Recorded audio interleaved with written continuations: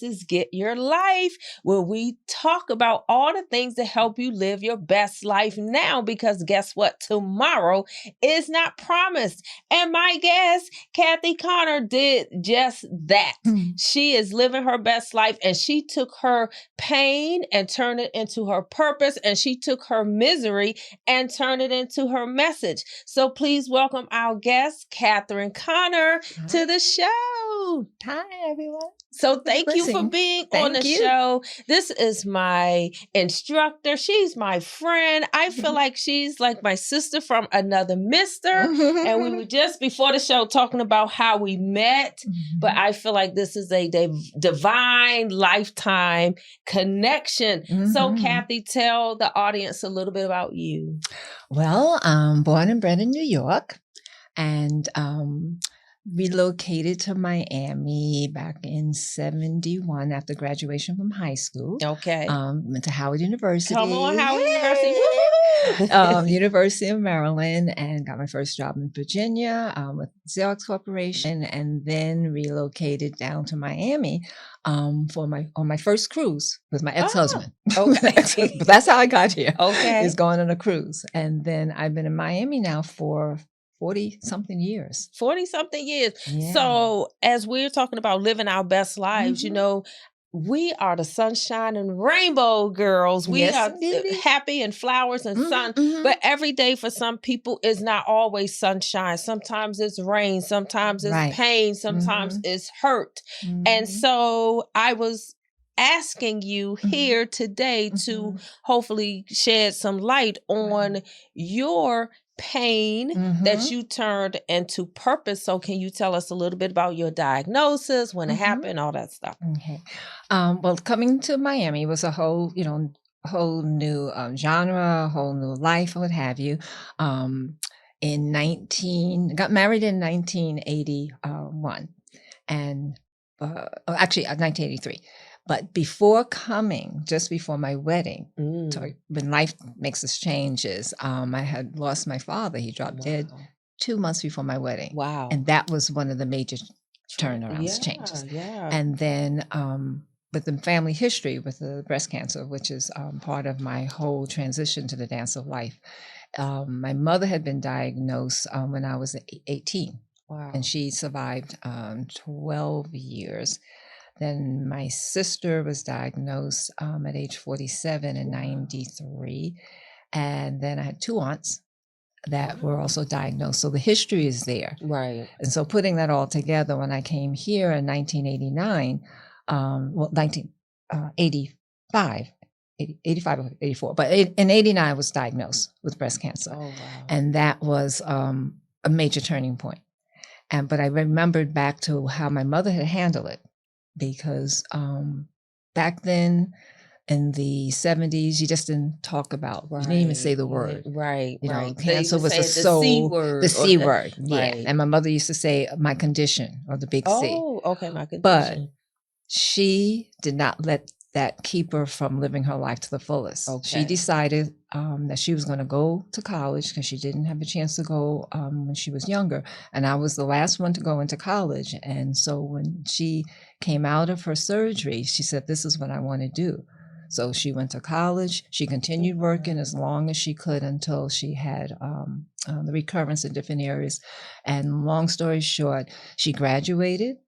And they named a African-American library in her honor. Wow. York College in New York. And the picture that we have of her graduation is very, very significant because she had her graduation garb on, everything, and she had her walker, but she was able to go across that stage and achieve her dream. So when I was diagnosed, the flashback was how my mother never stopped. She kept on going until she achieved her dream, until God decided to call her home. And that was part of my resilience, that I'm going to do whatever I have to do.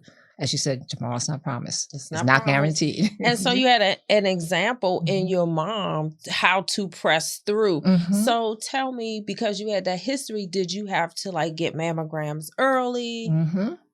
Well, the first time the first lump was found on me was when I was in college. Wow. After my mother had been diagnosed. And again, back then it was like, hush, hush, you didn't talk about it. And he said, oh, probably nothing, probably lumpy breast, just keep awareness. In 1989, when I was diagnosed, my mom said that she had found something strange.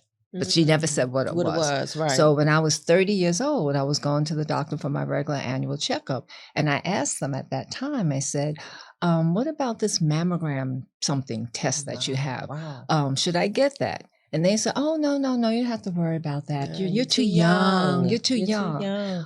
But, and this is what I usually talk about when I, teach the patient education, know your history, know your body. Yes. And I knew my family history, as I stated. Right. My mother and my 2 aunts. Wasn't my sister yet, but my mother and my 2 aunts, and all of them had already passed.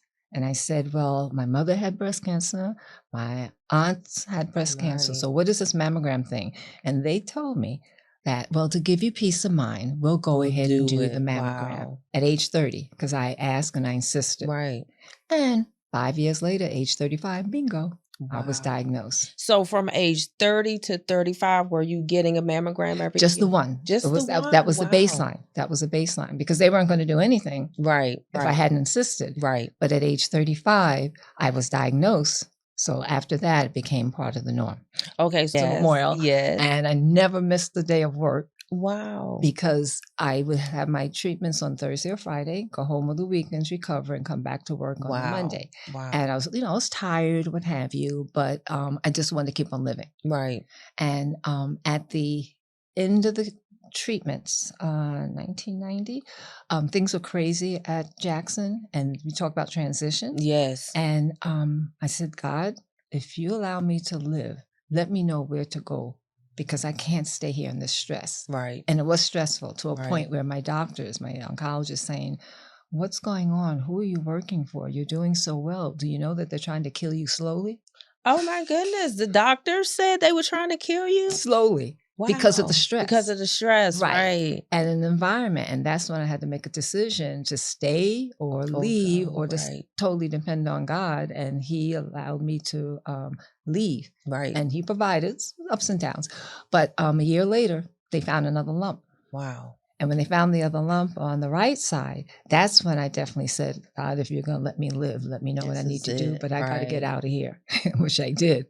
And it was benign.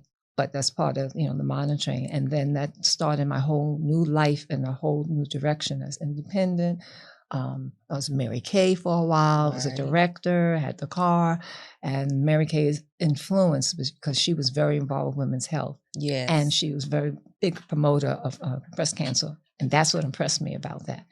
And that started the new life. Mm-hmm. And so the reason why that question is so important, because as women, we will stay in situations. We dare I say, we have a need sometimes to please everybody else except for ourselves. Yes. And so the reason why I feel like your process is so important is because sometimes you have to leave things behind. Yes. And sometimes that is hard. Right. You had to leave a job behind. I'm sure you had friends on that job. You had the way you did things, how you go to work, what you eat, where you spend your lunchtime and things. So you get into habits.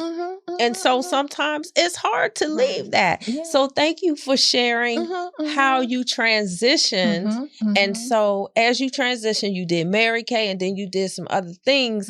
So when did you do the Dance of Life? So she has a nonprofit, the Dance of Life. Okay. Let me sort of backtrack and lead back up, because you said all the different challenges we have. One of the major challenges was that in the year before my diagnosis, 1988, I was pregnant with my first child. Wow. And perfect pregnancy, everything was going well. And then 2 weeks before the due date, I noticed something different. Again, listen to my body. Right. The movements had stopped. Long story short, I was rushed to the hospital, Mercy, and they did a full checkup, and I was told that it was stillborn. Oh, no. And I went through full labor, induced labor. And the one thing that I look back at that time, even to this day, I was still expecting to hear the cry, which didn't come. Right. And that was emotionally a block. I mean, I woke up every day for 8 days crying until I couldn't cry anymore. Of course. And then finally get myself together. Well, a year later, when I'm going back to find out about getting pregnant, is when they found the lump. Oh my goodness! So lump number 3. No. This is the first one. I said. Oh, the first. Yeah. Oh, the first one. Okay, the first one. But you backtrack. Backtracking. Okay. That's when they found the lump. That's when I was diagnosed with cancer after the loss of my child. Wow. So it was 2 major things. Wow. And then the craziness at my job when I said, "God, leave me," and then I left, and from there, I got involved with the American Cancer Society. Yes. And I think I remember someplace, and the questions about how did you get involved with Seeking the Passion? Yes. While I was at the hospital, they have a program called the Beast Recovery Program. Okay. Where survivors come to meet with a survivor in the hospital and talk with them. They bring you a little care pillow. That's where the whole care pillow comes together. And let you know how you can get through it because they've been there. It's so important. Yes. And when she left, in the hospital before I left, I said, God, if you're going to allow me to live, I want to do what that person is doing. I said it in the hospital. And when I was released, finished my chemo in January of 90, I'd finished. I walked to American Cancer Society, said, I want to be what that person was. So that's what it started. Yes. Yeah. And so as you're saying, you went through some tough thing back to back, but it also made you look at the rest of your life. Like, what do I do now? How do I make the best use of my life? How do I use the gifts that I have? And you saw something and you said, that is what I want to do. Yes. And so that is what I want to do is helping us today. You're still doing it today. So tell us a little bit about the classes you teach. Like, you are now teaching cancer patients, cancer thrivers. So tell us a little bit about that. Okay. Before going to that point, because the Dance of Life sort of came around before actually teaching the classes. Oh, okay. You had asked about how to get that passion. Yes. Well, in 1994, 1995, I was very, very involved with the American Cancer Society as a volunteer doing everything.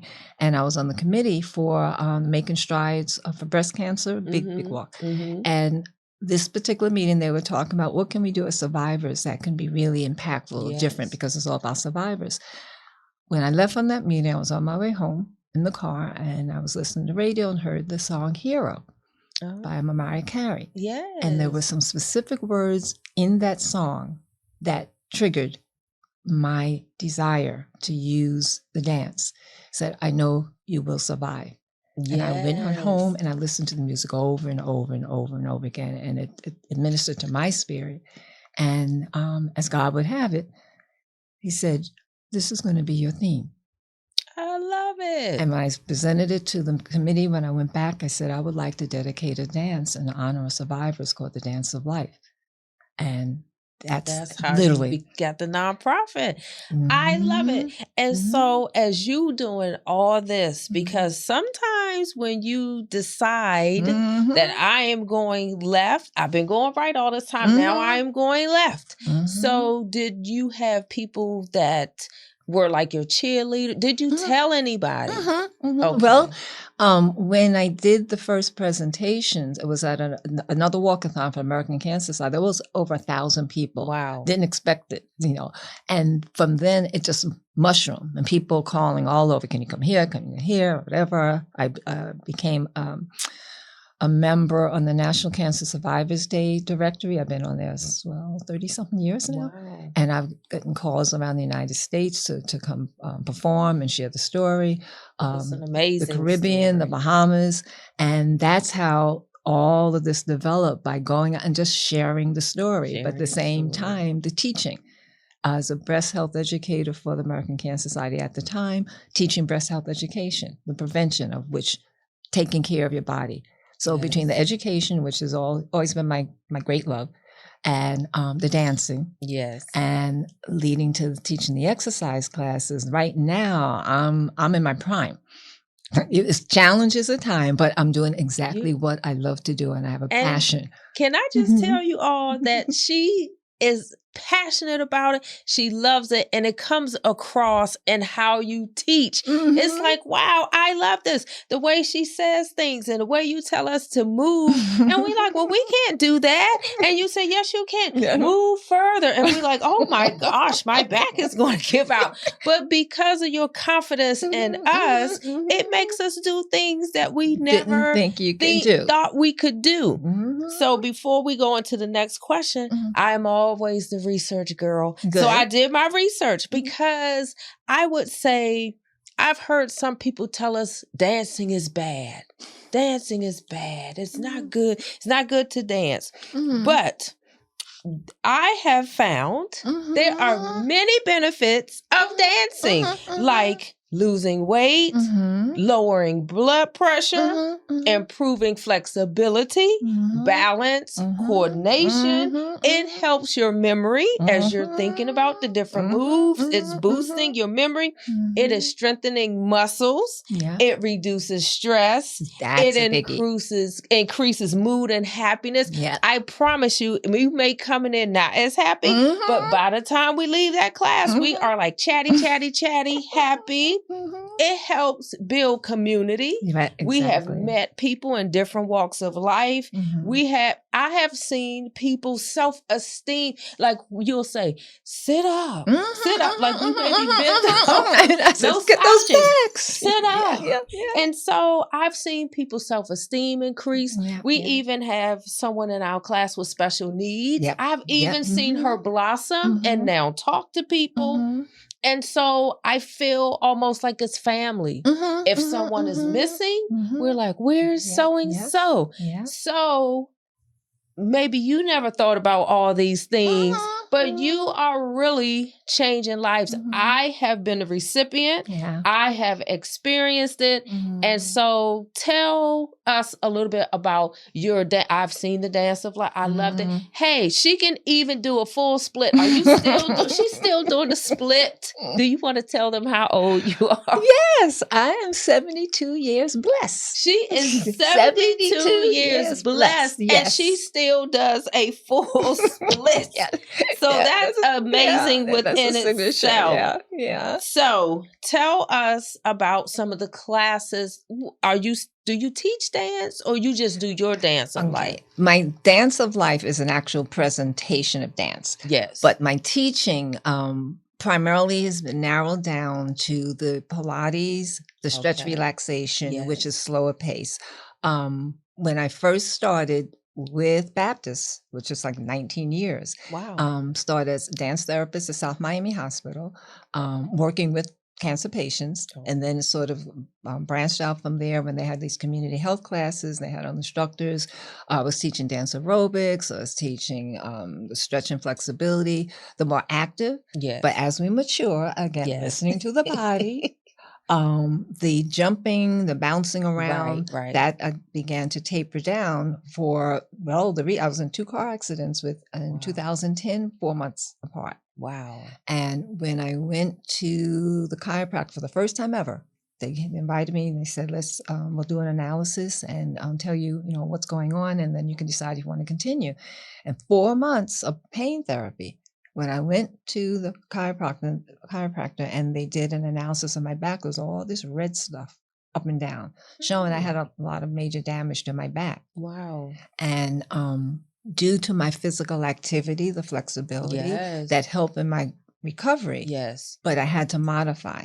And I'm also a fish. I'm fish. I love the water. And the water exercise, which I cannot emphasize enough. And because you've experienced aqua therapy, especially for mature bodies, is very, very good because it's less stress on the joints, but it gets you to stretch and get your strength and what have you.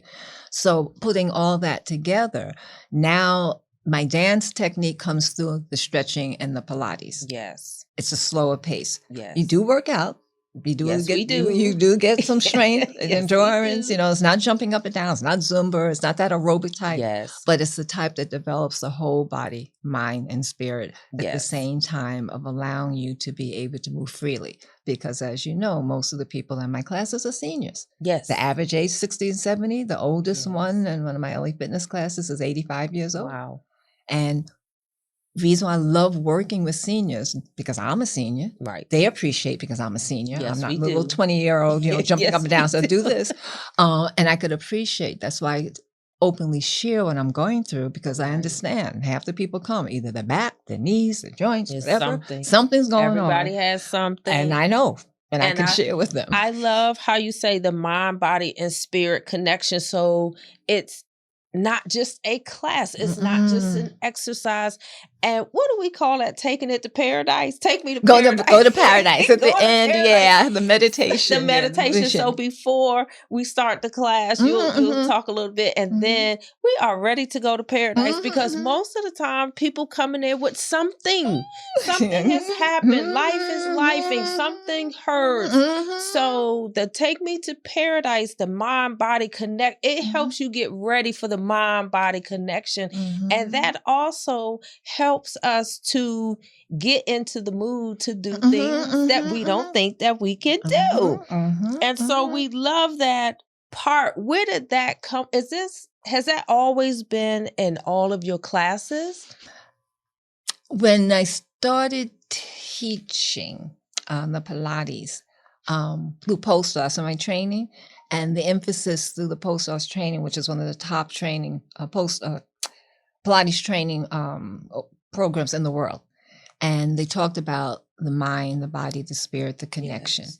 And this is not just about physical, but it's about the mental. It is. About having to release the stress and tension through movement. Yes. And saying movement, the first principle, I remember the director saying, breathing facilitates movement. Yes. Movement facilitates breathing. And then I added on that breathing facilitates and means life. Yes.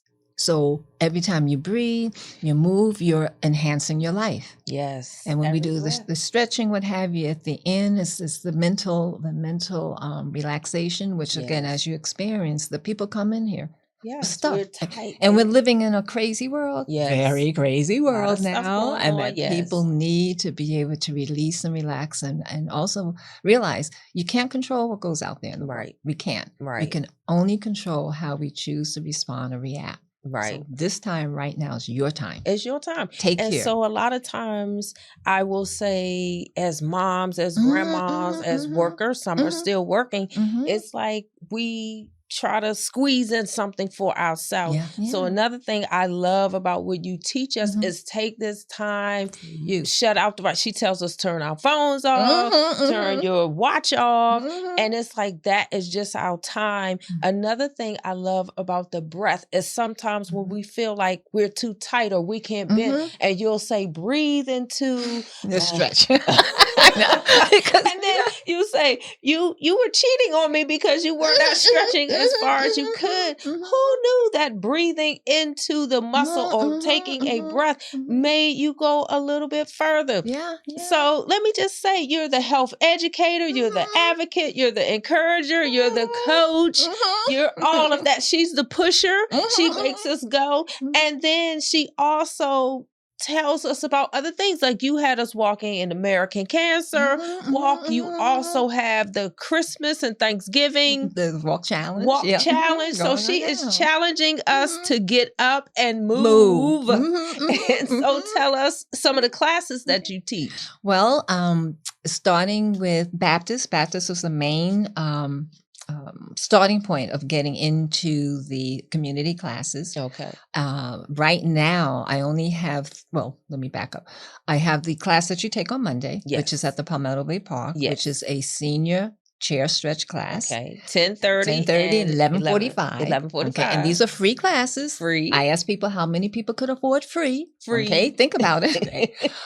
Then for Miami Cancer Institute through Baptist, I have a class, three classes there. Wednesday morning is a gentle mat stretch. Okay. Wednesday afternoon is a gentle stretch and strength mat. And then on Friday at 11 is a chair stretch, similar to what I have on Monday. Those are all Baptist classes. Okay. Then the town of Cutler Bay, as an independent contractor instructor, I have a chair Pilates, which is on Wednesday. Wednesday is at that the 1? Cutler, yeah, at 1 o'clock. 1 o'clock. That's at the Cutler Bay Center. Yes. In by Southland, Cutler Ridge. And then now LA Fitness is a transition. Yes. Because the South Dade locations officially closed down. Okay. So the only classes I have at this point, I have a Pilates class at 4:30 on a Tuesday, and then I have my Aquafit, my favorite. That's my favorite. On Tuesdays and Thursday evenings at 6:00 is Aquafit. At LA Fitness down at Southland. Okay. And waiting now for the transition of the other classes. I may start teaching at the Zoo, 152nd. Oh, awesome. On this Saturday, but that's still pending come the new year. Okay, so the Baptist classes are free. All free. For seniors. And then the MCI Baptist is for cancer patients and caregivers. Yeah. Okay, caregivers and cancer patients. Right. And then LA Fitness, of course, is open to whoever has a membership. Right. And some seniors go free with like silver sneakers. Yeah, exactly. And stuff like that. So you have to check your insurance and see if you can do that. Mm-hmm. So before we leave, we have to have you do some stretching. We have to do a little something. But before we do that, is there anything else that you want us to know? As I always share in class with the little mini meditation is that, tomorrow's not promised, it's not guaranteed. Right. Make every moment count. Right. Think of all of the God-given gifts, talents, and abilities that you have been blessed with to be a blessing to others, to make a difference in the world, to change the world, to make this world a better place because you are in it. And I remind everyone that you are important. You are special. Yes. You have something to offer. And to breathe, because breath means life. Breath is life. And life is short. And so live your dream and live your passion. And that's where I am now. And wherever God is going to lead me, I'm just trying to follow. That's right. So as we are letting God lead Kathy, we will let her lead us. And let's do a little stretch. And what I love about her stretchings is that you can sit in a chair. You can do them at home. It's not, like you said, it's not heavy on the body, not heavy on the knees and the feet and stuff like that. So let's do a couple of moves. Give us something we can do at home. All right. So usually when we start out with the class, you're sitting with the feet slightly forward. Let's just place our hands here. Right. Very, very simple moves. So we take that deep breath and stretch back. And just open the arms and bring it back down. And the key is in the breathing. And again, inhale, big stretch back.